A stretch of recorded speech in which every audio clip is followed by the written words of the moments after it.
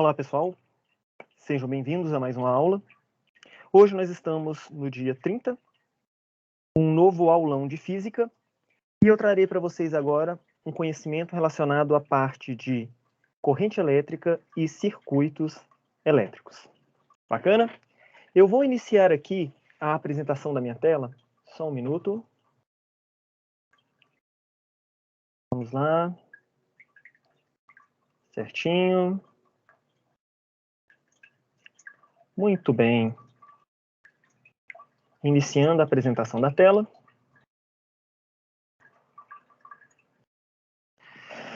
A aula de hoje, como eu falei, ela será uma introdução, né? E falaremos sobre a parte de circuitos elétricos. A gente está dentro da parte da eletrodinâmica, né? Eu devo chegar até resistências e lei de Ohm. Bom, o que ocorre no interior dos fios metálicos que possibilita o acendimento de uma lâmpada? Já pensaram nisso? Eu estou trazendo aqui para vocês dois exemplos. Inicialmente, eu conectei os terminais de uma lâmpada ao mesmo condutor. E eu percebo que ela não acende. Porém, quando eu ligo a lâmpada colocando um terminal do fio no polo negativo de uma bateria e o outro terminal no polo positivo da bateria, eu verifico que a lâmpada acende. Mas por que na primeira situação ela não acendeu e na segunda situação ela acendeu? A resposta está justamente na estrutura da matéria, pessoal. Olhem só. Inicialmente, eu tenho todos os elétrons que compõem o condutor, em condições normais, eles estão em movimento aleatório. Está em equilíbrio, em movimento aleatório.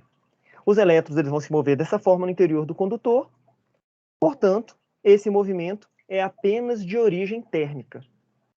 Entretanto, na segunda situação, nós observamos que ao conectarmos a bateria nos terminais da lâmpada, é estabelecido um campo elétrico diferente de zero.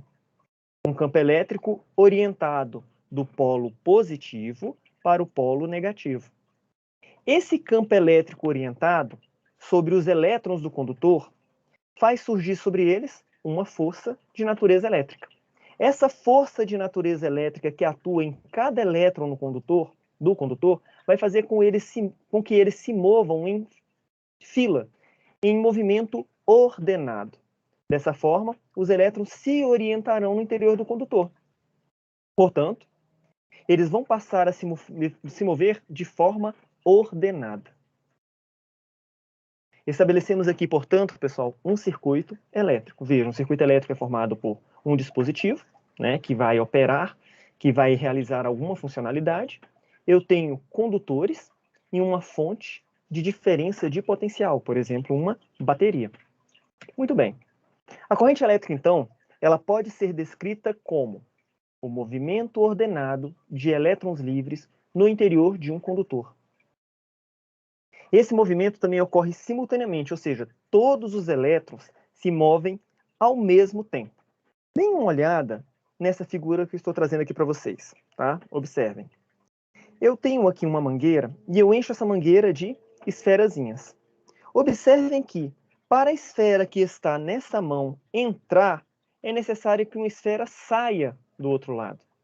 Observe que essa esfera se moveu apenas uma posição, mas ao forçá-la a entrar, todas as demais se moveram ao mesmo tempo, fazendo com que a última esfera saísse. É assim que ocorre dentro de um condutor, tá? A gente não pode confundir a rapidez com que os elétrons se movem com a velocidade média de locomoção dos elétrons livres no interior do condutor, tá? Pois a velocidade média é baixa. O efeito é rápido, mas o movimento de cada esferazinha, observe, é limitado a uma posição. Tranquilo? Muito bem. Mas como é que nós podemos calcular essa corrente elétrica? Bem, a corrente elétrica ela está relacionada à quantidade de portadores de carga elétrica que se movem atravessando uma secção reta de um condutor pela unidade de tempo. Então eu posso dizer que a corrente elétrica é a quantidade de carga que atravessa a secção do condutor pela variação do tempo. Tá? Q é o módulo dessa quantidade de carga e o ΔT é o intervalo de tempo, a duração. Lembrando que Q é igual a N vezes E, lembram da aula da semana anterior? Nós falamos da quantização da carga, tá? Onde N é o número de elétrons que atravessa e E é a carga elementar. No sistema internacional, nós temos que a unidade de medida da corrente elétrica é coulomb por segundo, o ampere, em homenagem a ampere. Fechou? Bem, vamos prosseguindo e 1 coulomb segundo equivale a 1 ampere. Agora, sobre o sentido dessa corrente elétrica. Bom, temos dois tipos de sentido. O sentido real e o sentido convencional. O sentido convencional, ele sempre vai considerar a corrente elétrica um movimento orientado das cargas elétricas positivas. Tudo bem, nós sabemos que são os elétrons que se movem. Entretanto, para o sentido convencional de corrente, nós adotamos como se o movimento fosse de cargas positivas. Nesse caso, eu tenho o movimento da corrente do polo positivo do meu gerador, da minha fonte de DDP, para o polo negativo. Tá? É um sentido contrário ao sentido real. Se vocês pensarem bem, quando um elétron se move, ele deixa uma posição vazia. Lembram da aula da semana passada? Uma carga elétrica positiva, na verdade, um corpo carregado positivamente. Vamos falar assim, um corpo carregado positivamente. Ele é positivo porque ele perdeu o elétron. Então imagine que dentro do condutor o elétron se mova uma posição. Ele deixou um espaço vazio. Esse espaço vazio, essa lacuna de ausência do elétron livre, pode ser considerado uma carga positiva. Então, conforme o elétron se move para um sentido, eu tenho espaços vazios desses elétrons se movendo em sentido oposto e sendo preenchidos sucessivamente pelos demais. A gente poderia assimilar isso como se fosse uma fila. A pessoa ela quer chegar ao caixa. Quando a pessoa que está no caixa sai, a que está atrás, ela vai para o caixa e fica um espaço vazio. Aí a pessoa que está mais atrás caminha um passo. A que está mais atrás caminha um passo. Tá? Então, o sentido convencional de corrente vai considerar a corrente elétrica como um movimento ordenado de portadores de carga positivo. Vai sair do polo positivo da minha fonte de DDP para o polo negativo. Aqui é o exemplo. Se vocês observarem, quando eu estabeleço a ligação com a bateria, o meu campo elétrico ele vai do positivo para o negativo. Então, uma corrente no sentido convencional, ela obedece o sentido do campo elétrico. Tá? O campo elétrico sempre vai do positivo para o negativo. Tudo bem? E o sentido real da corrente? Certo. O sentido real, eu já vou considerar portadores de carga negativa, os elétrons, o movimento dos próprios elétrons. Nesse caso, eu considero que esses elétrons saem do polo negativo e se movem para o polo positivo. No caso, então, o movimento dos elétrons será contrário ao movimento do campo elétrico estabelecido no nosso circuito. Tá legal? Professor, então o campo elétrico sempre vai do positivo para o negativo? Sim, por quê? Cargas positivas geram campo de afastamento, negativas, campo de aproximação. Então eu tenho um polo positivo aqui. Então o campo elétrico vai sair daqui, enquanto aqui vai entrar, né? Então eu tenho o sentido do campo elétrico, do positivo para o negativo. E nós vimos na aula passada também que a força elétrica sobre cargas positivas tem o mesmo sentido do campo. Mas a força elétrica sobre cargas negativas, sentido contrário ao campo. Então vamos lá. A força elétrica que atua em cargas positivas tem a mesma orientação do campo elétrico. Mas a força elétrica que atua em cargas negativas, ela vai ter sentido oposto ao do campo elétrico. Tá? Esse caso aqui, o sentido real, eu tenho a força elétrica movendo os elétrons em sentido oposto ao campo elétrico. Maravilha. E os tipos de corrente elétrica? Professor, existe mais de um tipo? Sim. Nós temos a corrente elétrica contínua e a corrente elétrica alternada. A corrente elétrica contínua, tá? Ela é uma corrente que não varia no tempo e mantém sempre a mesma intensidade. Isso ocorre porque o campo elétrico não varia o seu sentido, tá? Então o I não vai alterar. A intensidade não altera no tempo. Então ela vai ser representada por uma linha no gráfico. É uma constante. Eu tenho uma função constante representando a minha corrente elétrica. Tá bom? Então guardem isso. Ó. Corrente elétrica contínua, não há variação da intensidade, não há variação do sentido. tá? Então o I não vai se alterar, representado por um gráfico como este, uma linha reta no tempo, tá? Agora vejamos, e a corrente alternada? Bom, no caso da corrente alternada, o campo elétrico ele fica mudando o sentido, né? E esse sentido varia periodicamente ao longo do tempo. Nesse caso, o sentido da corrente elétrica também vai mudar. E a intensidade da corrente ela vai mudando no tempo também. No caso do Brasil, tá? Essa variação é senoidal e a frequência adotada é de 60 Hz, ou seja, esse movimento de vai e volta ocorre em 60 ciclos por segundo. O gráfico é uma senoide, tá? No tempo. Muito bem, avançando mais um pouco. A área do gráfico, pessoal, da corrente pelo tempo, nos permite determinar o módulo da quantidade de carga elétrica que atravessa a secção reta de um condutor, tá? Isso no intervalo de tempo. Eu posso ter um gráfico formando um retângulo, um gráfico formando um triângulo e um gráfico formando um trapézio. A área sob a curva vai ser essa quantidade de carga. No caso aqui, qual seria a área que eu adotaria, pessoal? Eu adotaria a área de um retângulo, base vezes altura. Se eu fosse calcular a quantidade de carga nesse outro gráfico aqui, eu calcularia pela área do triângulo, base vezes altura dividido por 2. No caso deste outro aqui, ó, eu tenho a corrente variando, né? E eu tenho aqui um trapézio, base maior, que é o T2, base menor, que é o T1, vezes a altura dividido por 2. Todo mundo está lembrado da área do trapézio, né? Base maior vezes a base maior, perdão, mais a base menor vezes a altura dividido por 2. Beleza? Área do retângulo, área do triângulo, área do trapézio. Olha aí. No primeiro, base vezes altura. No segundo, base vezes altura dividido por 2. E no terceiro, base maior mais a base menor vezes a altura dividido por 2. Muito bem. Agora vamos falar um pouquinho dos efeitos da corrente elétrica. Vocês já ouviram falar do choque elétrico. O choque elétrico em si é um efeito da corrente. Mas também, quando você liga o interruptor da sua casa, você percebe que a lâmpada acende. Então eu tenho um efeito luminoso para a corrente também, né? Existem vários efeitos e nós vamos ver alguns aqui, né? O efeito magnético. O movimento ordenado dos portadores de carga elétrica no interior do condutor produz campo magnético. Exemplo, os eletroímãs, tá? Eu tenho também o efeito térmico, ou conhecido como efeito Joule, tá? Os elétrons, ao atravessarem o condutor, eles vão colidir com os átomos que constituem esse condutor, provocando o aquecimento dele. O efeito Joule, ele não é bom se nós considerarmos perdas de energia. Mas eu também posso usar o efeito Joule para fazer algo necessário, como, por exemplo, usar um chuveiro elétrico. Eu quero aquecer a água.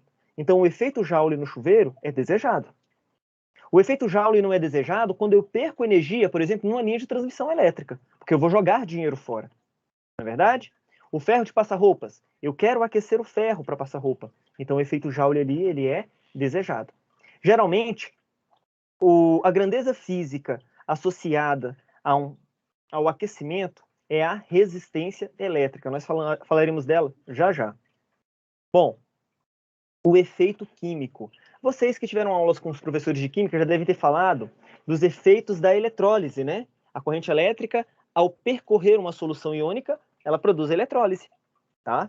Há um deslocamento de íons para os polos positivos e negativos de uma bateria conectada aos eletrodos que estão imersos na solução.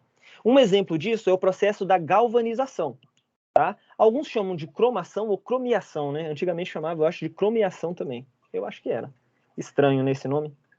Muito bem, a galvanização é um exemplo da eletrólise. Bem, efeito luminoso. Nesse caso, em razão da passagem da corrente elétrica através de um gás, ocorre a ionização desse gás. E esses íons e elétrons arrancados das moléculas do gás passam a se deslocar, colidindo com outras moléculas neutras, produzindo a emissão de luz. Esses íons e elétrons em movimento caracterizam uma corrente elétrica, tá? As lâmpadas fluorescentes, elas são construídas por um gás inerte lá dentro, né? E eles passam fósforo na parte interna do vidro. Quando a corrente elétrica atravessa o gás, os elétrons, ao atravessarem os átomos, eles arrancam outros elétrons, fazendo com que o gás emita luz. E ao emitir luz, esses fótons sensibilizam o fósforo que está dentro da lâmpada, aumentando a intensidade luminosa. Tá certo?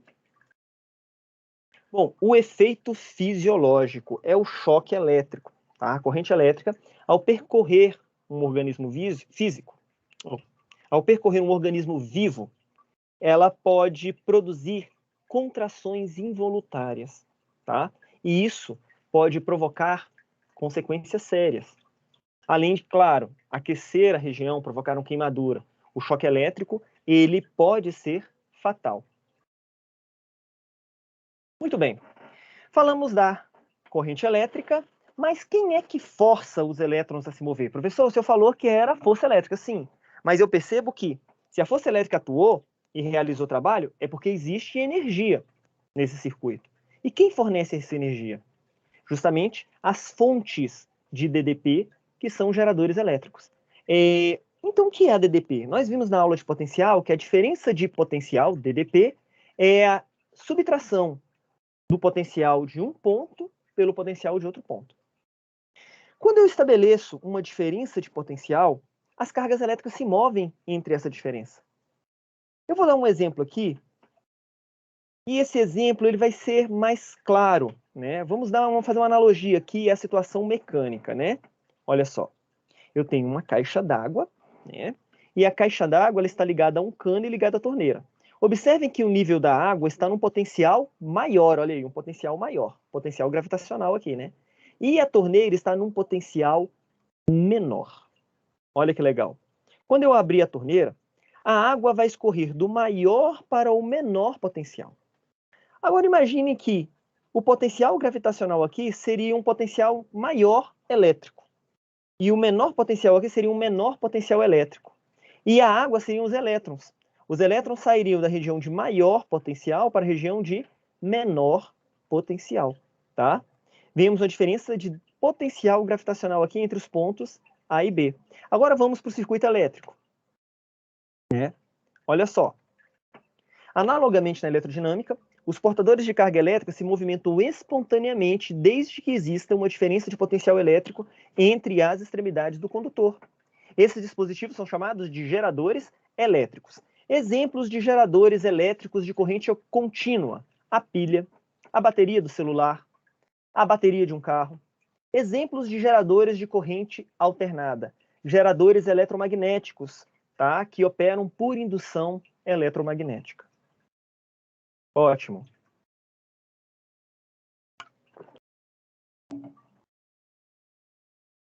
Um circuito elétrico, pessoal, é um sistema formado por uma fonte de DDP, que é um gerador elétrico, uma pilha, por exemplo. Ele vai estar acoplado nas extremidades de um condutor elétrico.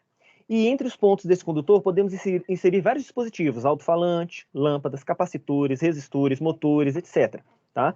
Cada um desses dispositivos são escolhidos conforme a necessidade ou o objetivo desejado para o funcionamento de um circuito.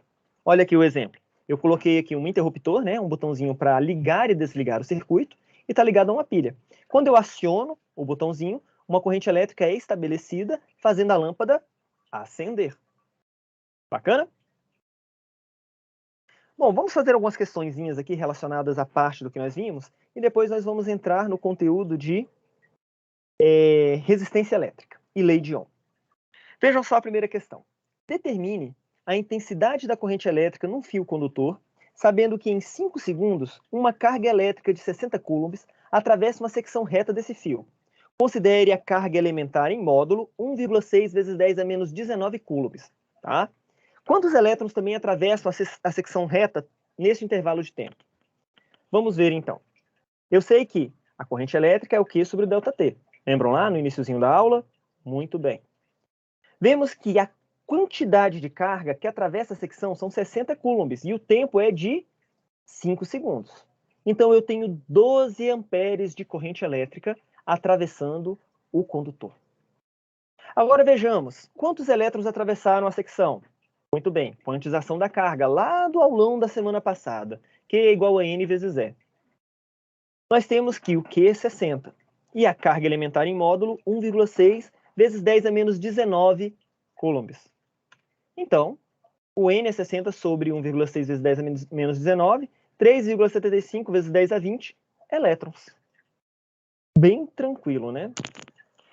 Vamos fazer a segunda questão. O gráfico a seguir apresenta a intensidade da corrente elétrica que percorre um fio metálico durante um intervalo de tempo de 22 segundos. Determine em coulombs o módulo da carga elétrica que atravessou a secção reta desse condutor no intervalo de tempo indicado. Olha só, o gráfico mostra a corrente permanecendo constante por 10 segundos e do 10º ao 20º, a corrente varia, tendendo a zero. Observem também aqui que no eixo da corrente eu tenho um prefixo M. Esse prefixo é mili. O mili representa uma potência, tudo bem? Uma potência de base 10. Eu vou passar isso aqui para vocês guardarem, tá certo? Mas vamos lá. O que eu tenho que fazer? Eu tenho que calcular a quantidade de carga pela área do trapézio. Ótimo. Então, eu tenho a base maior mais a base menor vezes a altura dividido por 2. A base maior é 22. A base menor é 10. A altura é 50 vezes 10 a menos 3, dividido por 2. Então, a quantidade de carga será aproximadamente a 0,8 coulombs. Bacana? Bem, eu vou parar aqui rapidinho, só uma coisa, que eu quero trazer para vocês uma informaçãozinha que é importante, né? Como eu falei do prefixo, tudo bem, vamos lá. Nós temos alguns prefixos que são muito usados em grandezas elétricas. E é interessante vocês saberem. Deixa eu achar aqui o word equation. Só um minuto. Equação. Muito bem. Bom, nós temos para uma potência 10 elevado a menos 3, nós vamos usar mili, que é representado pelo Mzinho. Tudo bem? Ótimo. Mili, tá? Lá no caso era miliamperes, né? 10 a menos 3 amperes. Olhem aqui, ó. Tá vendo? Ó, 10 a menos 3 amperes. Nós também temos vamos voltar, vamos colocar mais um. Isso aqui é importante, né? Talvez alguns não saibam. Nós temos o micro, 10 a menos 6, tá? O micro. Opa. O micro. Deixa eu só voltar isso aqui. Aí. O micro, ele vale a letra grega mi. Deixa eu ver se eu acho essa letrinha aqui. O mizinho é ele aqui, ó, pessoal. O mi. Tá joia? Nós também temos o nano, tá? 10 a menos 9. 10 a menos 9, tá? Então, vamos lá.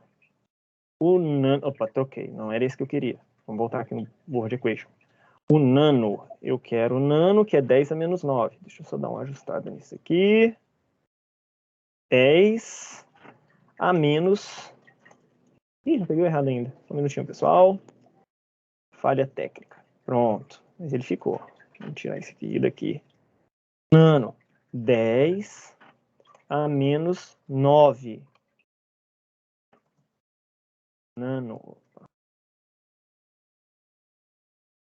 Nano. O nano, representado pelo Nzinho. 10 a menos 9. E o pico. Nós também temos o pico. O pico é 10 a menos 12. Tá? Pico, 10 a menos 12. Se ele fosse pico ampere, seria 10 a menos 12 amperes. 10 elevado a menos 12. Então, esse prefixo aqui é o pico. Vale 10 a menos 12, representado pela letra P. Agora, nós temos também prefixos que representam potências com expoente positivo. Quais são eles? Nós temos o quilo. Você já conhece o quilo de quilogramas, né?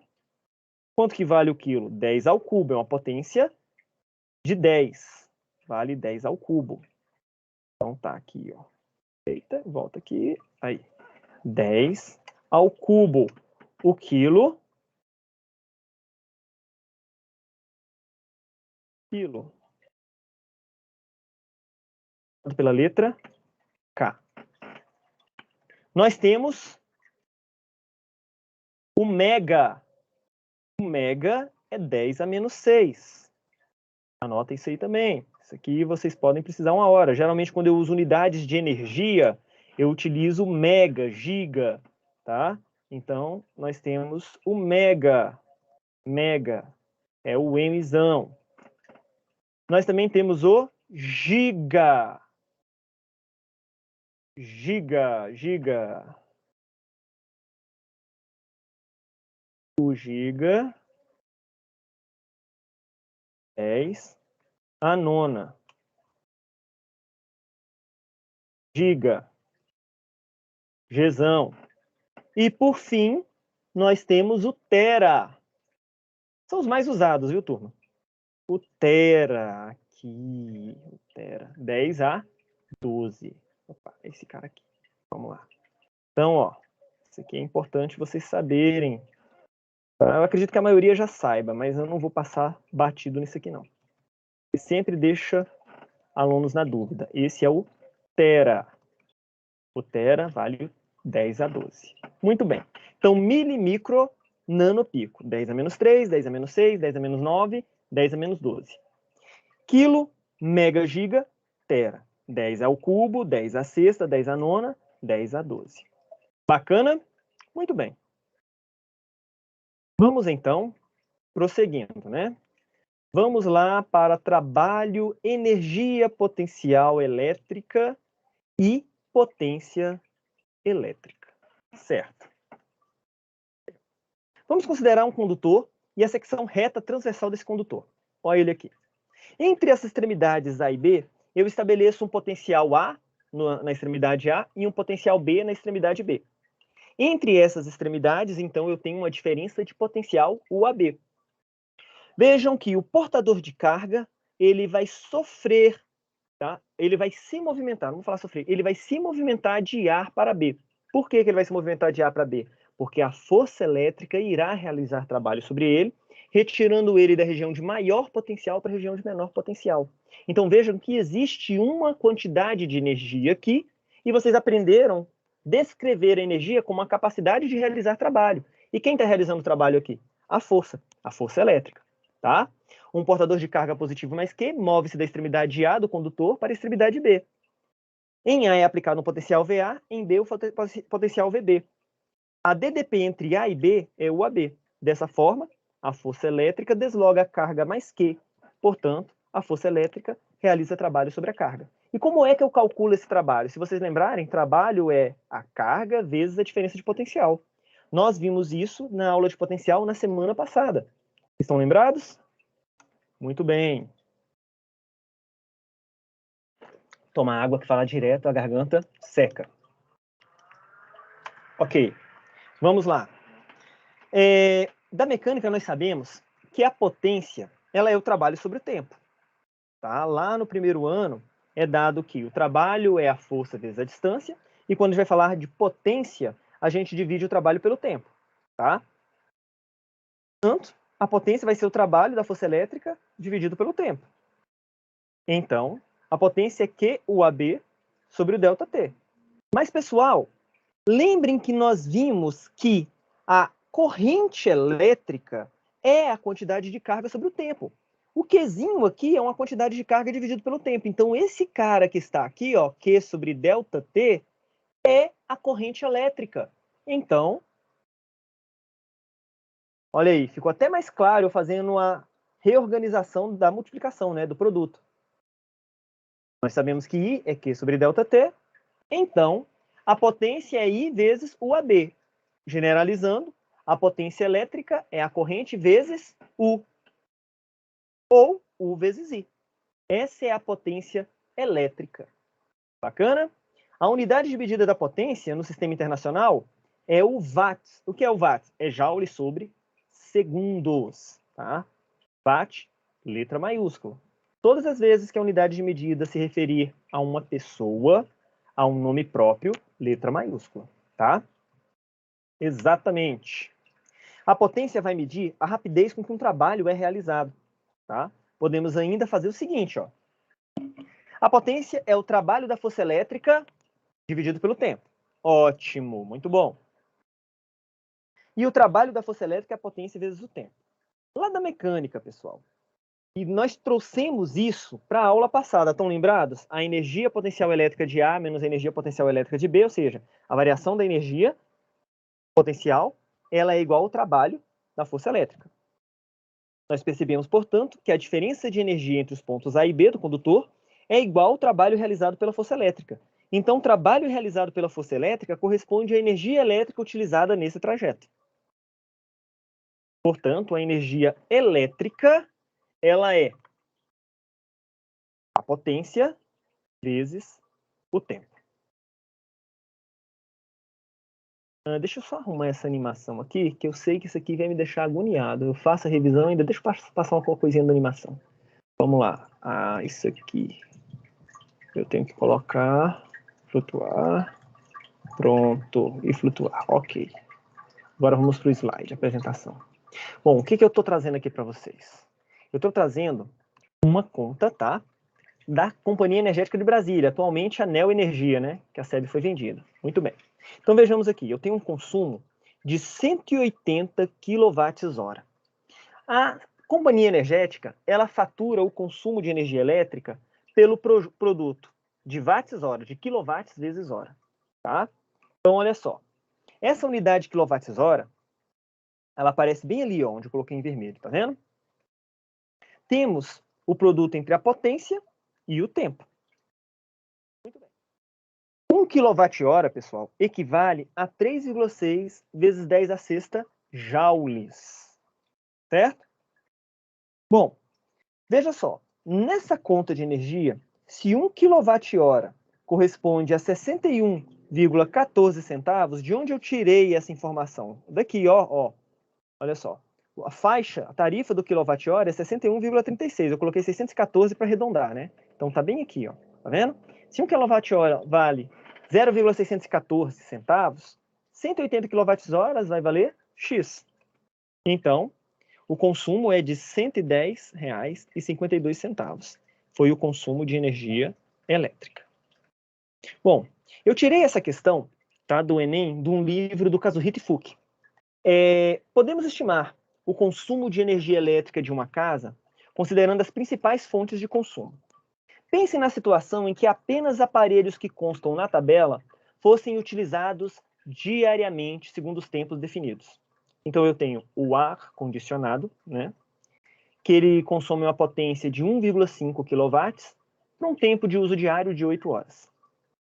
Nós temos um chuveiro elétrico que consome 3,3 kW para um tempo de uso diário de 1/3 de hora. Um freezer que consome 0,2 kWh para um tempo de uso diário de 10 horas. Uma geladeira que consome 0,35 kWh para um tempo diário de 10 horas. E temos lâmpadas.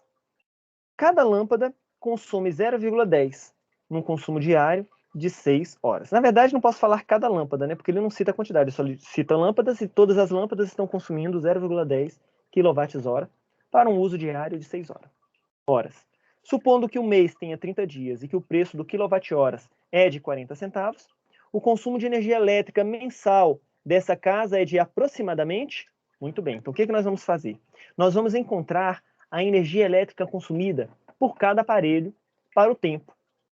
Depois nós vamos achar a quantidade de energia consumida para um dia, somando todos os consumos de cada aparelho.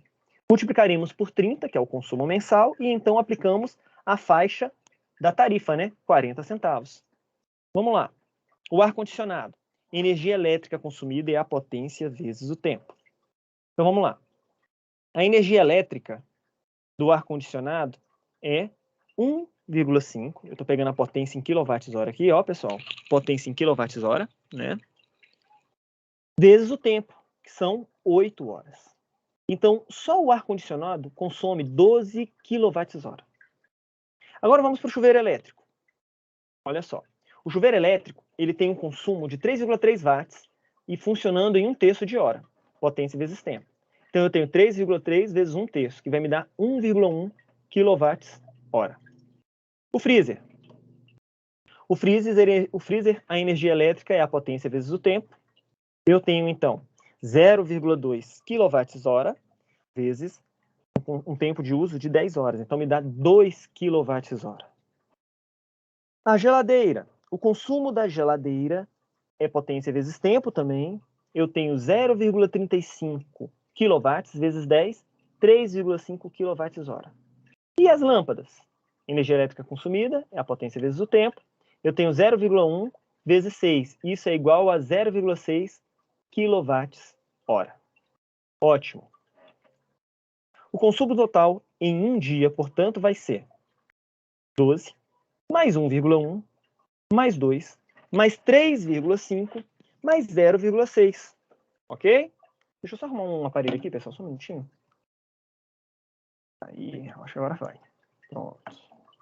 Prontinho. Muito bem. Agora, somando tudo. Só um minutinho, por que não apareceu aqui para mim? Eu acho que está muito grande a apresentação da tela que está consumindo. Acho que é isso, vamos ver se vai dar certo aqui. O consumo total foi de 19,2 kWh. O consumo total para um dia, porque eu peguei o tempo diário para um dia, tá certo? Consumo de um dia. Mas eu não quero o consumo de um dia, eu quero o consumo mensal. Aí, para o consumo mensal, vejam, eu vou multiplicar o consumo de um dia vezes 30 dias. Isso vai me dar 576 kWh. Ótimo. Mas 1 kWh vale 40 centavos. Se 1 kWh vale 40 centavos, o gasto em reais será 1 kWh vale 40 centavos, 576 kWh vai valer o valor do consumo. Então eu vou ter R$ 230,40. A alternativa correta é a letra E, tá? Bom, geralmente o Enem, deixa só um pouquinho minha janela aqui, pessoal, para entrar um ventinho aí. Geralmente o Enem, ele cobra muito essas questões de consumo de energia. Tá? Então eu acredito assim que alguma coisa dentro dessa parte de consumo possa cair, tá? É comum eles irem atrás desse conteúdo, certo? Muito bem. Terminando a parte de corrente elétrica, potência elétrica e consumo de energia elétrica, vamos falar um pouquinho sobre, salvar aqui, vamos falar um pouquinho sobre a resistência. Resistência elétrica. Ótimo. Então vamos lá. Agora há pouco eu falei sobre o efeito Joule, né? E o que nós falamos sobre o efeito Joule? O efeito Joule é um efeito térmico da corrente elétrica, né? Esse efeito térmico, como eu falei antes para vocês, decorre do atrito entre os elétrons que percorrem o condutor e os átomos desse condutor. Parte da energia elétrica é convertida em energia térmica, certo? Bem, o material que compõe o condutor oferece à passagem da corrente uma dificuldade, uma oposição à passagem dos elétrons através do condutor. Essa dificuldade, essa oposição é uma grandeza física e ela tem um nome, é uma resistência elétrica.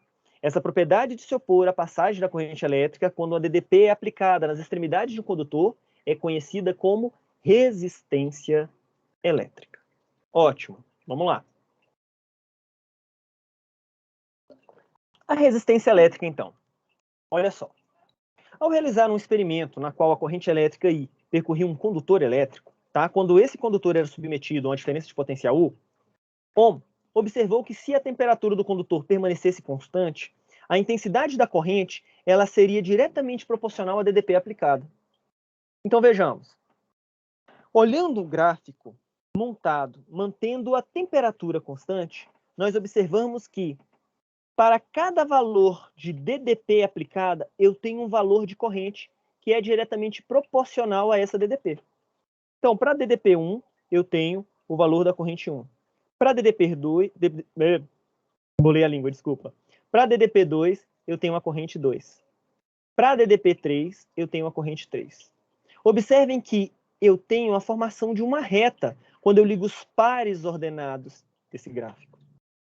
Bom, essa reta possui uma inclinação, e essa inclinação, tá, ela é caracterizada justamente, como é que eu poderia dizer? Essa inclinação aqui, ela tem um significado físico dentro dessa reta. Ela vai representar a resistência, tá? Na verdade, a tangente de alfa é a inclinação dessa reta. Eu acredito que aqueles que já tiveram aula com os professores de matemática e foram em geometria analítica já devem ter estudado a equação de reta, né? Então, esse alfa aqui mede a inclinação e a tangente desse ângulo será a nossa resistência elétrica. É uma constante. Como é que eu meço a tangente desse ângulo? Cateto oposto pelo cateto adjacente. Cateto oposto pelo cateto adjacente.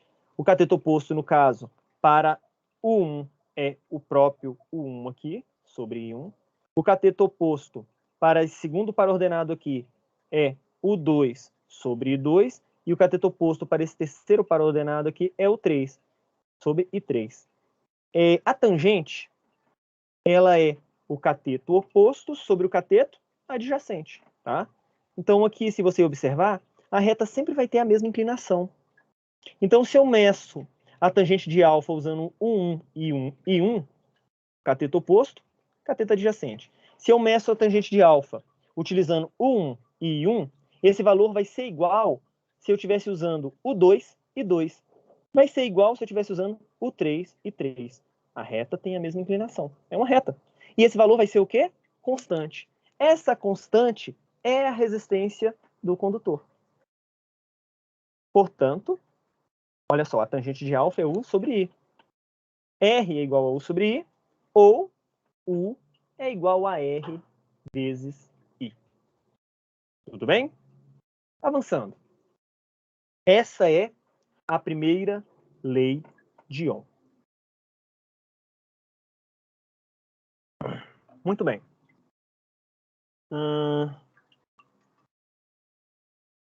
Vamos lá. No sistema internacional, a unidade de medida da resistência elétrica é o Ohm, representado pela letra ômega, tá? É a ferradorazinha. Todo mundo está olhando aqui, é uma ferradorazinha, né? Essa é a unidade de medida para a resistência elétrica. Muito bem. Existem alguns condutores que são capazes de manter a temperatura constante em operação, permitindo que a DDP seja proporcional à corrente.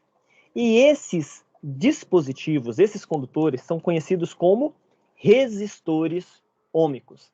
São aqueles resistores que obedecem à lei de Ohm.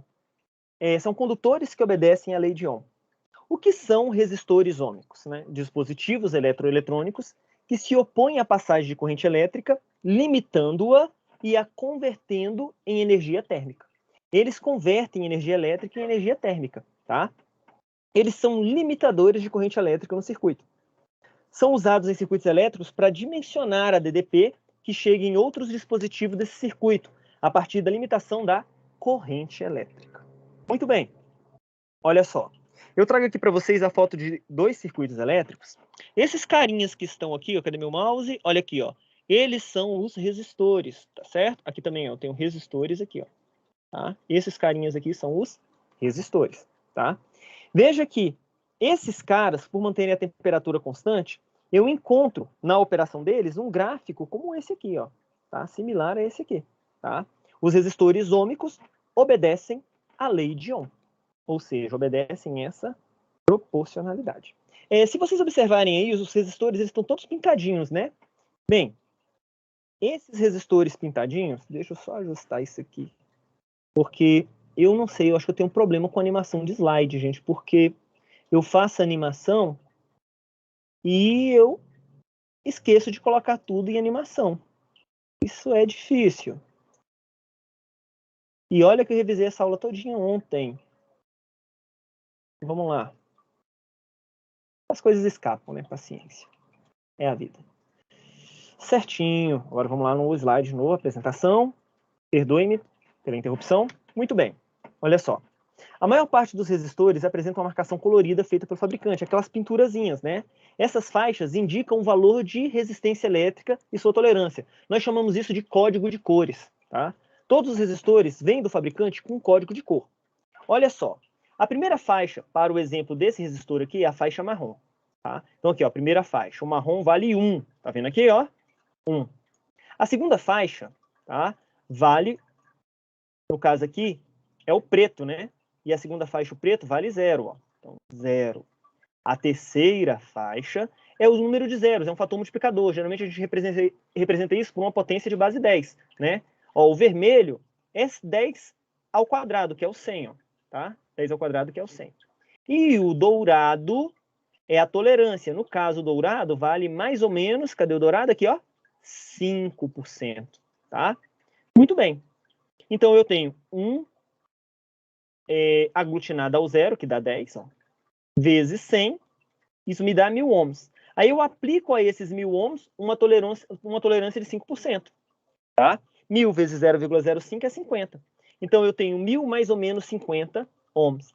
Essa é a resistência desse resistor. Bacana? Ótimo. Vamos lá.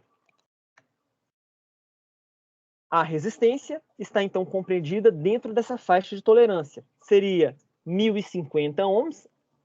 Na verdade, seria 1.000 menos 50, que daria 950 ohms, até 1.050. Esse fator aqui, eu posso até abri-lo para ficar mais claro, ó. Aqui, ó. Tá vendo? A faixa está entre 950 até 1.050 ohms. Beleza? Ok.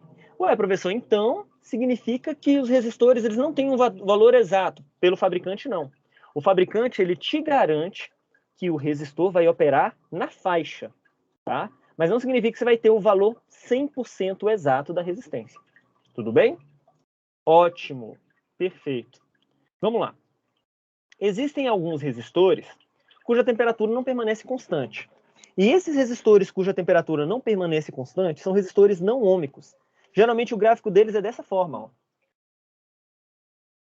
Ao variar a temperatura, a resistência também varia. Nesse caso, tá? Esses materiais, eles apresentam uma característica denominada resistividade. Na verdade, todo material tem a resistividade, tá? Mas os resistores, foi o que nós vimos agorinha, eles são construídos para manter por um determinado período de uso, enfim, para manter a temperatura constante, tá bom? Mas outros materiais, eles não conseguem manter essa temperatura constante, né?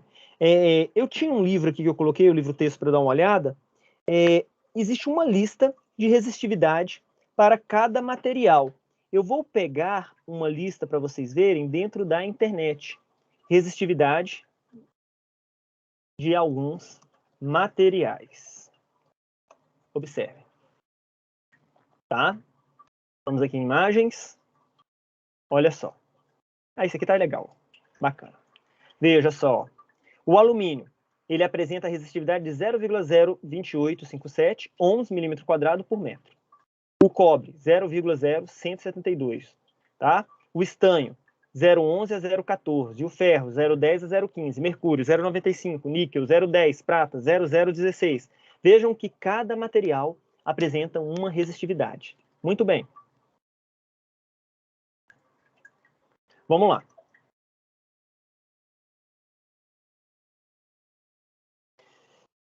Experimentalmente, nós podemos verificar a resistência elétrica e observar que ela é diretamente proporcional ao comprimento do condutor e inversamente proporcional à área da secção reta desse condutor, tá?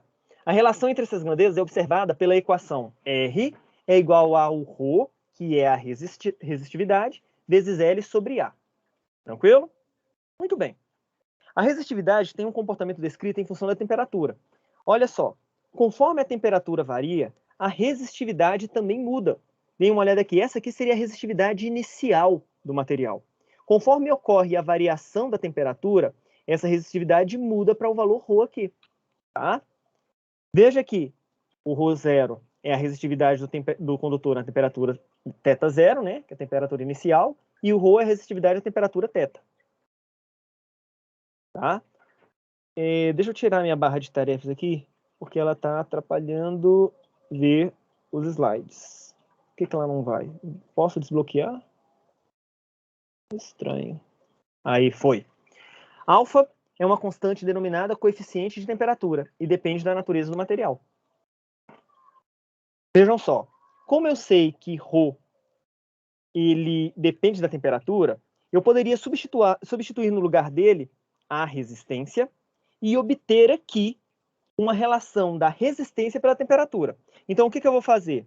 Eu vou pegar a minha resistividade e vou isolá-la na equação da resistência. Vou passar o A multiplicando e o L dividindo.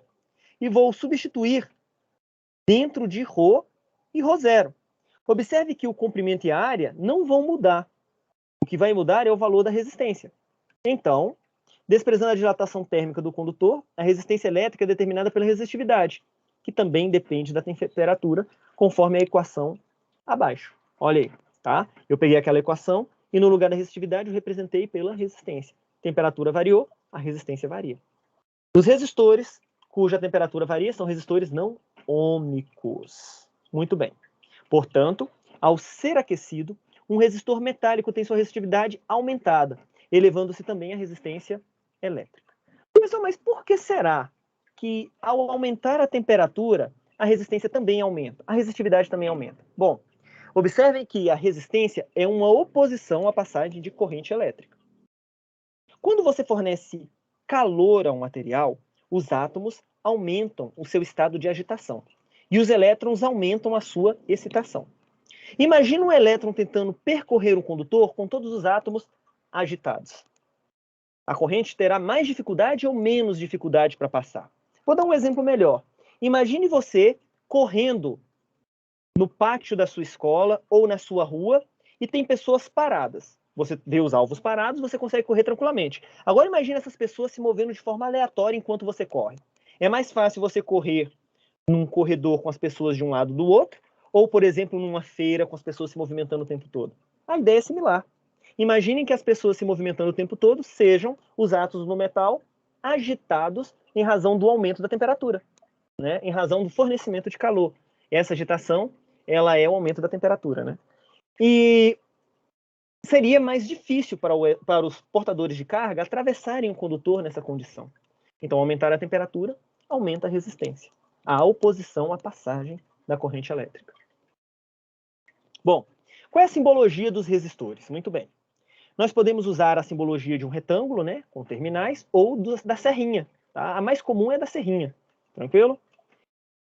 Se o resistor for um reostato, um resistor que varia a resistência, o símbolo pode ser dessa forma aqui. Esses 4 símbolos representam uma resistência variável. Certo? Muito bem. Olha como eu sou bom para colocar a minha animação. Gente do céu. Que massa. Muito bem. Vamos lá. A apresentação daqui. Dá agonia quando eu vejo, mas vamos lá. Mas qual o objetivo de se usar um reostato? Primeiro, alguns circuitos é desejado se aumentar ou diminuir a luminosidade de uma lâmpada, ou aumentar o volume de um rádio, né? Ou aumentar a velocidade de um motor também, a gente pode usar. Mas para isso nós precisamos elevar a corrente elétrica. Se nós observarmos a lei de Ohm, pessoal, nós podemos variar a corrente pelo valor da resistência, porque corrente elétrica e resistência são grandezas inversamente proporcionais, né? Então vejam, a DDP, pela primeira lei de Ohm, é R vezes I. Se eu isolo o I, fica U sobre R. Observem que R diminuindo, o I aumenta. São grandezas inversamente proporcionais, tá?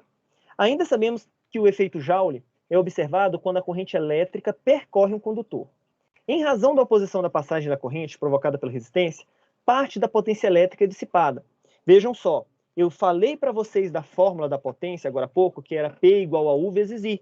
Mas agora eu vou apresentar a potência dissipada pelo efeito Joule na resistência. De que maneira? U é igual a R vezes I. Mas P é igual a U vezes I. Então, substituindo a lei de Ohm dentro da equação da potência, podemos escrever P é igual a R vezes I ao quadrado. Eu peguei e substituí no lugar de U, R vezes I. R vezes I vezes I dá RI ao quadrado. Mas eu também posso ter uma outra variação para a fórmula da potência. O que eu poderia fazer aqui, turma? Eu poderia isolar a corrente e substituir no lugar de I. Observem. Quando eu faço isso, a fórmula da potência dissipada no resistor passa a ser o ao quadrado sobre R.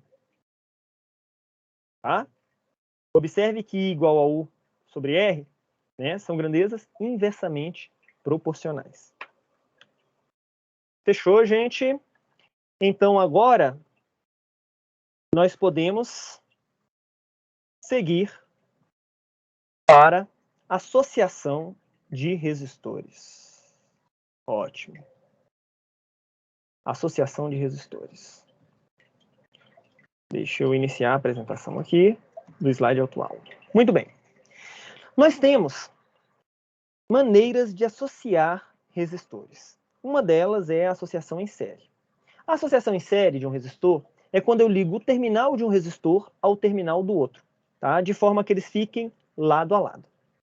Observe que na situação da associação em série, a corrente elétrica que vai percorrer o primeiro resistor é a mesma corrente que vai percorrer o segundo, que é a mesma corrente que vai percorrer o terceiro, que é a mesma corrente que vai percorrer o último resistor da associação. Entretanto, ao percorrer cada resistência, a corrente elétrica vai perdendo energia em cada uma delas, porque cada resistência se opõe à passagem da corrente. Então, ocorre a divisão da DDP entre os vários resistores, tá? E os resistores associados em série são percorridos por correntes elétricas de mesma intensidade, cujo valor é o mesmo da intensidade de corrente elétrica total. A tensão total, DDP da associação, é o somatório da DDP encontrada em cada resistor.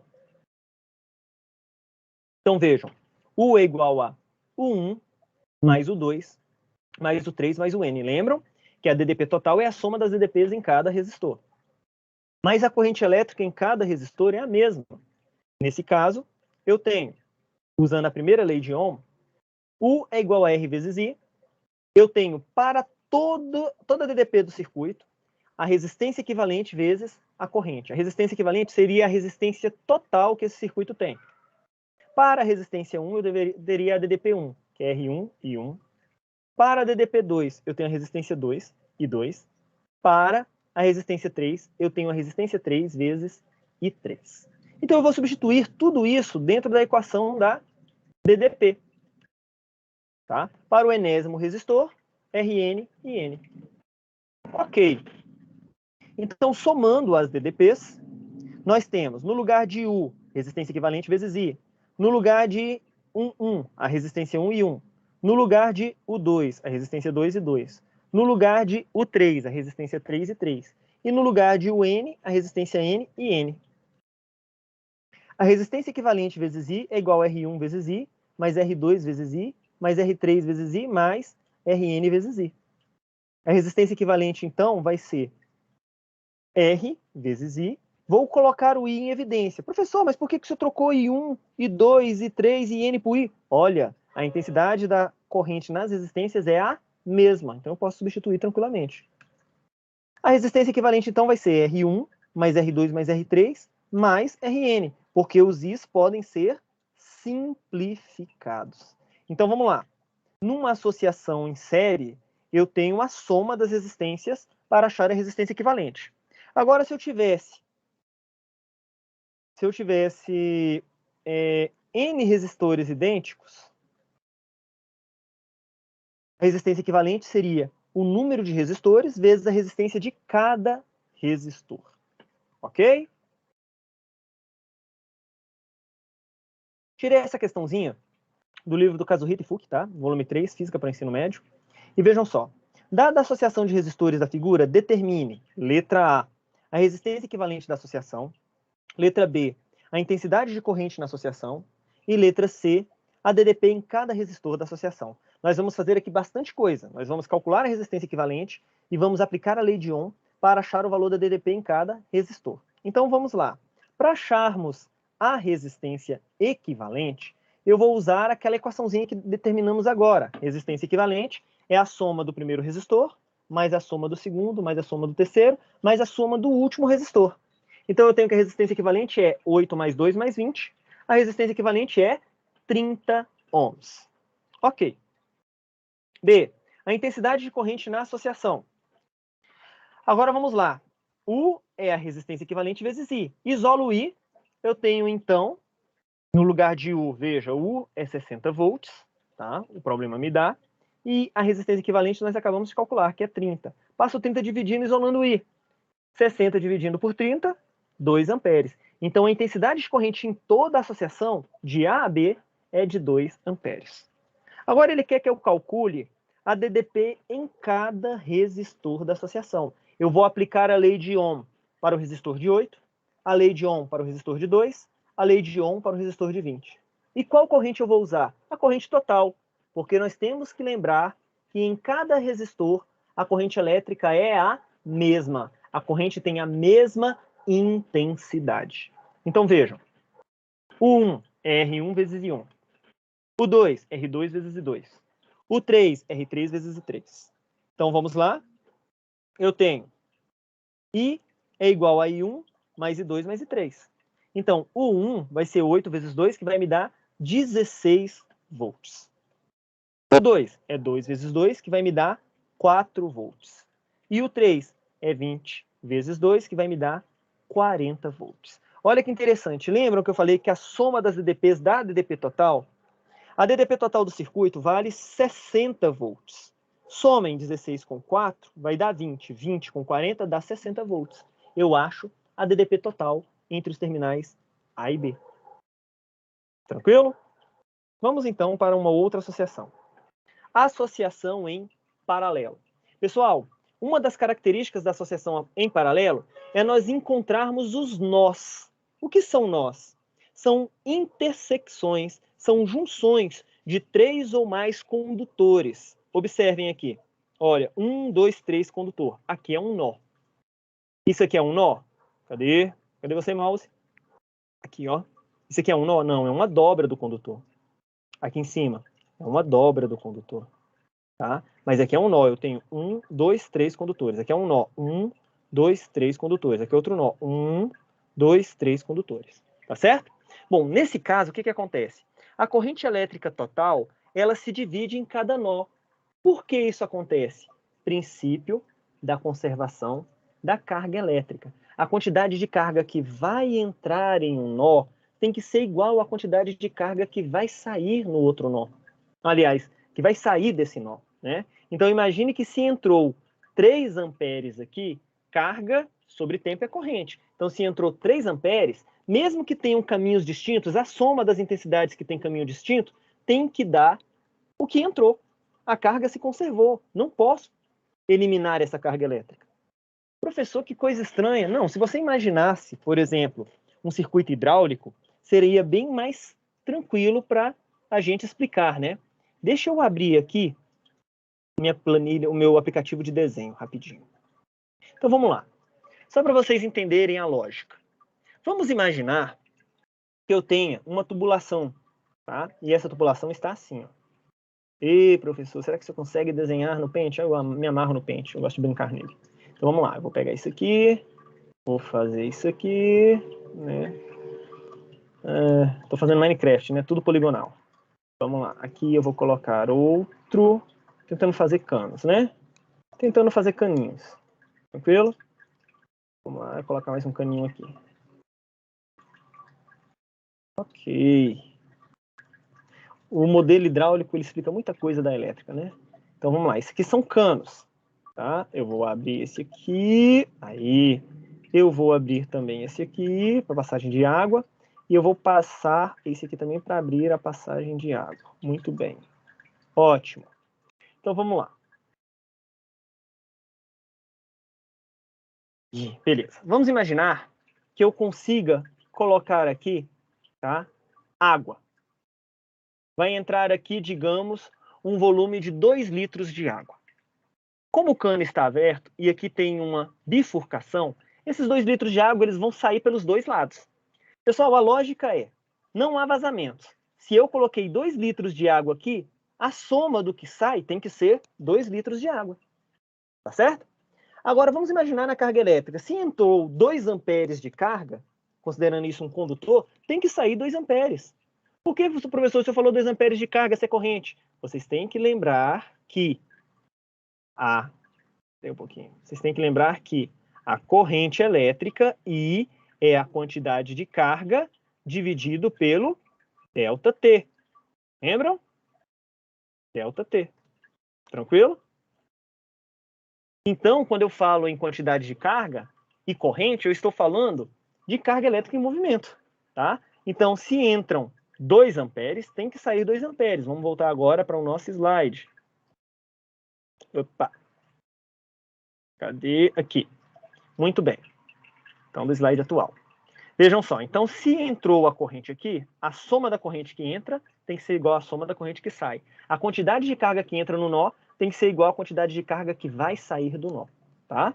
Então vejam, ocorre a divisão da corrente elétrica em cada nó. Os nós aqui estão representados por pontinhos pretos que indicam a bifurcação do condutor, originando o que nós chamamos de malhas, tá? Essa parte de malhas a gente veria um pouquinho mais à frente nas leis de Kirchhoff, né? Bom, a intensidade de corrente elétrica total será, então, a soma da intensidade de cada corrente elétrica em cada resistor. Porém, né, nós vamos ver que o inverso da resistência elétrica equivalente é igual ao somatório do inverso de cada uma das resistências elétricas individuais. Pessoal, no caso da associação em paralelo, a DDP é a mesma em cada ramo. Então, a DDP no primeiro resistor é igual a DDP no segundo, que é igual a DDP do terceiro, que é igual ao DDP do último resistor. E essas DDPs, elas são as mesmas, tá? As mesmas, e tem o valor da total. Bom, e a corrente elétrica? Bem, a corrente elétrica aqui é a soma das correntes em cada um dos resistores. A corrente I1, mais a corrente I2, mais a corrente I3, mais a corrente IN vai ser igual à corrente elétrica total. Tá? Então, eu tenho a soma das correntes e as DDPs são iguais. Vejam que na associação em paralelo é o inverso, né, do que ocorreu na associação em série. Muito bem.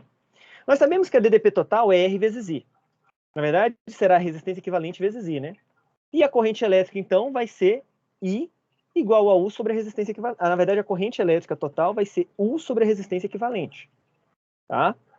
Agora, para o resistor 1, a corrente 1 é o 1 sobre R1.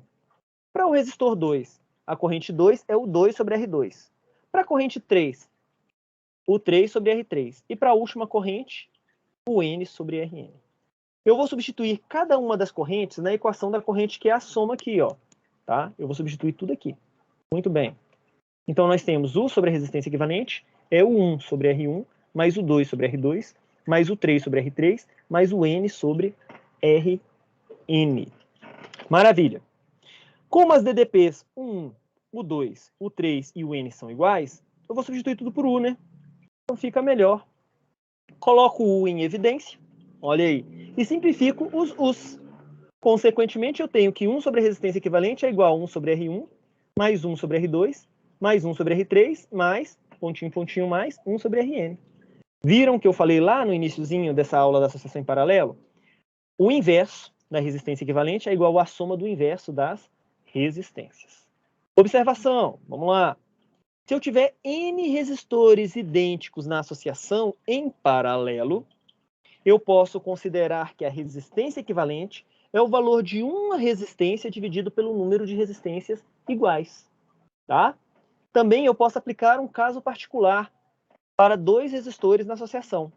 Esse caso particular me diz o seguinte: o valor da resistência equivalente pode ser obtido a partir do produto das resistências dividido pela soma delas. Tá? Isso aqui é uma consequência da solução da equação da resistência equivalente, porque nós vamos fazer o MMC e isso vai fazer com que surja o produto pela soma. Tá bom? Então, vamos resolver essa questão 17, tá? Eu tenho uma associação em paralelo e nos é pedido para determinarmos, né? Só um minutinho, deixa eu ver um negócio aqui, rapidinho. Sim, ainda tem o curto-circuito, vai dar tempo.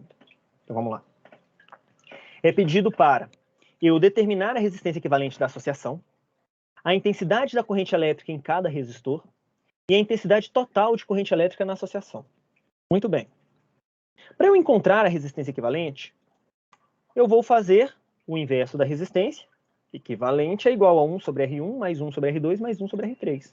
Então, eu tenho 1 sobre 10 mais 1 sobre 30 mais 1 sobre 15. Vou fazer o MMC entre 10, 30 e 15, que vai me dar 30. Ótimo. 1 sobre a resistência equivalente é igual a 30. 30 dividido por 10 dá 3. 3 vezes 1, 3. 30 dividido por 30 dá 1. 1 vezes 1 dá 1. 30 dividido por 15 dá 2. 2 vezes 1 dá 2. Então, eu tenho 1 sobre a resistência equivalente é igual a 6 sobre 30. Passo o 30 multiplicando 1 e o 6 multiplicando a resistência equivalente. 30 dividido por 6, 5 ohms. Então, a resistência equivalente da associação é 5 ohms. Muito bem, agora eu vou encontrar a intensidade de corrente elétrica em cada resistor. Observem que a DDP de 60 volts está sendo aplicada entre os terminais A e B. Então, a DDP de 60 volts é a mesma no resistor de 15, no resistor de 30, no resistor de 10. Então, eu já sei a DDP em cada resistor. Eu vou aplicar a lei de Ohm, isolando a corrente para cada um dos resistores. Olha o que vai acontecer. I1 é U1 sobre R1. I2 é U2 sobre R2. I3 é U3 sobre R3. Mas a DDP é a mesma e vale 60 volts. Então, I1 é igual a 60 sobre 10, que vai me dar 6 amperes. I2 é 60 sobre 30, que vai me dar 2 amperes. E o I3, né? Essa barra de tarefas está me cansando. Some.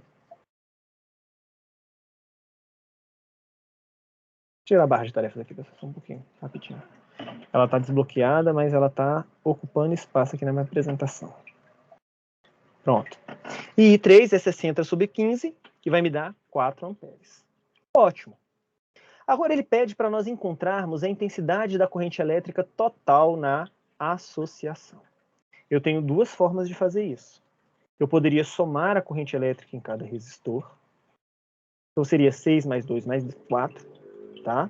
Porque lembra, a corrente total, a corrente elétrica que entra no nó tem que ser igual à corrente elétrica que sai desse nó. Tem que ser igual à soma das correntes que saem desse nó. Então a soma de 6 mais 2 mais 4 me daria justamente 12 amperes. Então vejamos. I1 mais I2 mais I3 mais IN, eu tenho 6 mais 2 mais 4 igual a 12 amperes. Agora vamos lá. Ou I é igual a U sobre a resistência equivalente. 60 dividido por 5 é igual a 12 amperes. Viram? Poderia fazer ou usando a lei de Ohm, considerando a resistência equivalente e a DDP total, ou a soma das correntes elétricas. Perfeito? Muito bem. Vamos para curto-circuito. Olha só, pessoal. Dizemos que um dispositivo eletroeletrônico encontra-se em curto-circuito quando a ele associamos em paralelo um condutor de resistência elétrica desprezível. Quando a resistência elétrica é desprezível, nós dizemos que a resistência é igual a zero. Quando isso acontece, a corrente elétrica que atravessa o dispositivo é totalmente desviada para o condutor de resistência desprezível. Deem uma olhada na figura. Observem a lâmpada. A lâmpada tem seus terminais ligados na diferença de potencial na fonte com valor de U, de DDP. A corrente elétrica ela vai passar aqui, ó. A corrente elétrica está saindo, sentido convencional da corrente, né? Sai do mais, entra na lâmpada, sai da lâmpada e retorna para o menos. Mas o que aconteceria se eu pegasse e ligasse um fio antes do terminal com um fio depois do terminal? Dessa maneira aqui. Observem que a corrente elétrica ela passaria totalmente por esse fio de resistência desprezível. Tá? Dessa forma, é como se eu retirasse a lâmpada do circuito. Mas isso tem um efeito nocivo, porque se a resistência cai, a corrente elétrica atinge valores altíssimos, e isso pode danificar o seu circuito elétrico. Por isso que você usa dispositivos de proteção, como disjuntores fusíveis, né? Ou até mesmo chaves-faca em circuitos de alta tensão, né? Para você proteger o seu circuito. A chave-faca, geralmente, ela tem um fusível que, quando ele desarma, a chave abre e impede que o circuito sofra dano. Bom, vejam. I é igual a U sobre R. Se a minha resistência cai tendendo a zero, a corrente elétrica tende a subir absurdamente. Tá? Se ela atingir intensidades muito altas, além da intensidade suportada pelo circuito, podem ocorrer danos no mesmo. Tudo bem? Tranquilo? Por essa razão, como eu falei, os circuitos possuem dispositivos de proteção fusíveis e disjuntores elétricos. Geralmente, os disjuntores operam por meio de acionamento termoelétrico. Tá? São dois condutores que ficam dentro do disjuntor suportando, né, sustentando a chave fechada, com coeficientes de dilatação linear diferentes. Quando a corrente elétrica passa por esses dois condutores, se ela atingir um valor muito grande, a dilatação de um vai superar a do outro, e isso vai desarmar o disjuntor. Tá? Olha só esse exemplo aqui. Eu tenho a diferença de potencial entre os pontos A e B, que é igual a VA e VB. Né? Eu tenho VA menos VB. Se eu ligo um fio de resistência desprezível do ponto A ao ponto B, é como se eu colocasse o ponto A e o ponto B no mesmo potencial.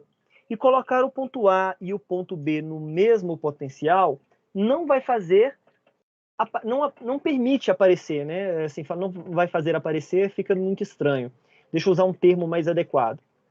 Se eu consigo colocar o potencial de A igual ao potencial de B, não vai haver diferença de potencial entre esses dois pontos. Se não há diferença de potencial, não haverá corrente elétrica, tá?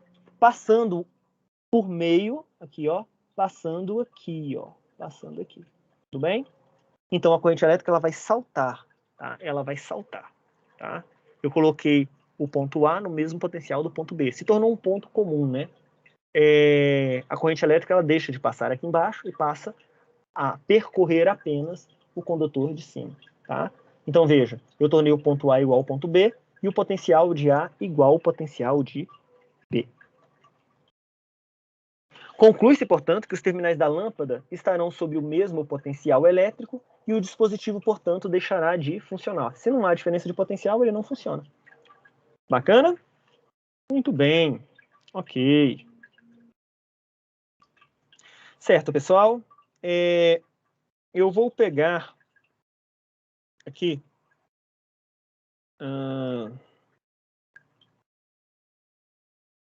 Eu acho que não vai estar nessa máquina. Eu queria passar para vocês uma outra informação aqui. Tá? Vamos aqui no Paintbrush.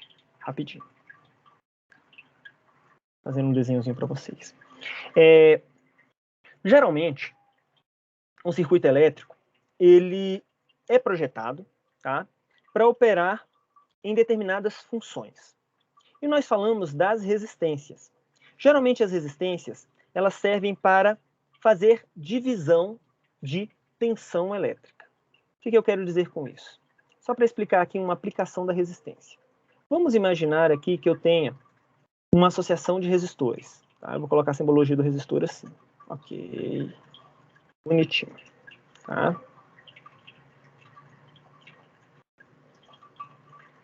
E eu tenho, por exemplo, um aparelho. Vamos imaginar uma TV. Né?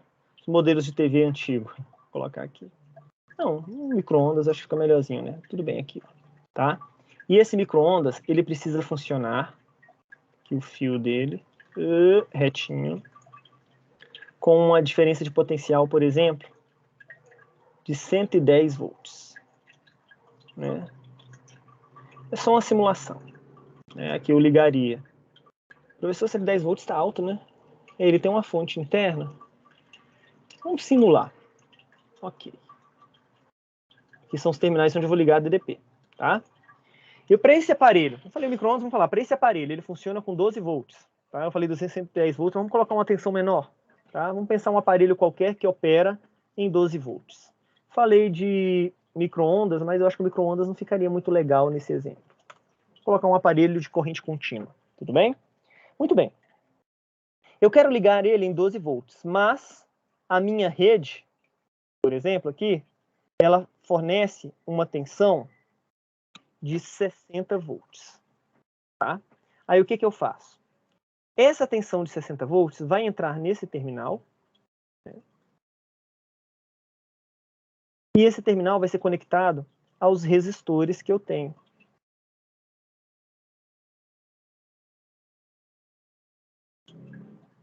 Aqui.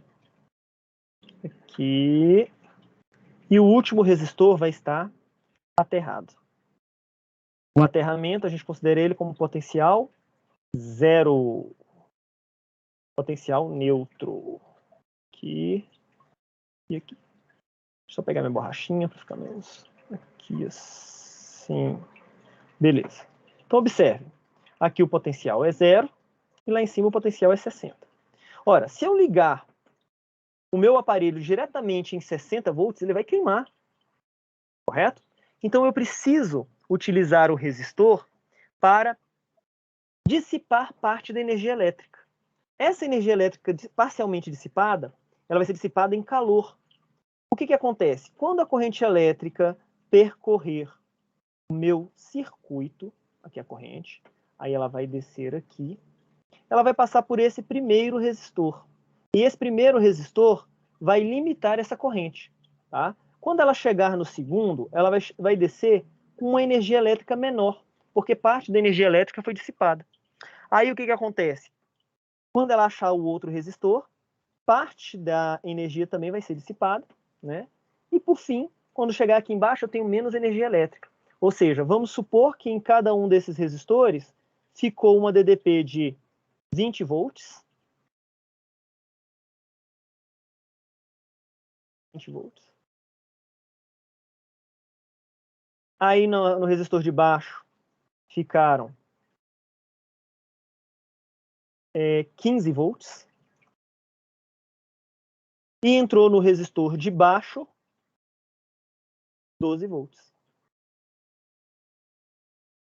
Eu acho que vou melhorar aqui 12 com 15, 27. Vou melhorar esse aqui, vou colocar esse aqui de cima, porque tem que ser igual, a soma tem que ser igual, né? Então vou colocar aqui 27, 33. 33 volts, eu acho que é isso mesmo, né? Só deixa eu fazer a conferência. 33 mais... Vem cá, calcula. 33 mais 15 mais 12. 60, exatamente. Então, o que acontece? Vejam, eu dividi a tensão fazendo a corrente passar por cada um dos resistores. Então, eu poderia ligar o meu aparelho diretamente onde? Aqui embaixo, entre os terminais aqui, ó. Poderia pegar meu aparelho e ligar um terminal diretamente aqui e o outro terminal diretamente aqui. E ele receberia 12 volts, a DDP adequada para o funcionamento. Então, o resistor ele faz isso. O resistor ele serve para limitar a corrente e dimensionar a tensão para um uso adequado dessa DDP. Tranquilo? Muito bem? Ótimo, pessoal. Então, eu finalizo aqui com vocês a aula de hoje. Eu falei sobre corrente elétrica, falei sobre resistência elétrica e lei de Ohm, e falamos sobre a associação de resistores. Eu espero muito nesse aulão ter contribuído bastante para o conhecimento de vocês, tá? Bons estudos para o Enem. Espero que vocês obtenham o sucesso merecido, tá? Porque se vocês estudarem, vocês vão conseguir. E até a próxima oportunidade. Muito obrigado. Viu? Até mais.